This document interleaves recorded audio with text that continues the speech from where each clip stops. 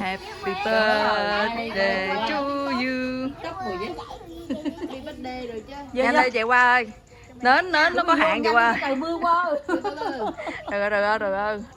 Rồi chớp nhoáng kìa. Rồi chứ birthday to you. Rồi 1 2 3. Quên vô đây. Vô Trời ơi. Tới giờ vẫn chưa xong. 1 2 3 nè, vô. Vô hay hát. 1 2 3 hát. Happy birthday to you. Happy birthday to you.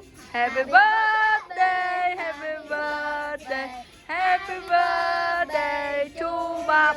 Rồi, ước gì đi con, ước nhà đầu xe hơi gì đó. Lúc này tao mua đồng hồ Hỏi đi. thông minh rồi. Hỏi. Trời ơi, hỏi rớt nón mà chưa đó.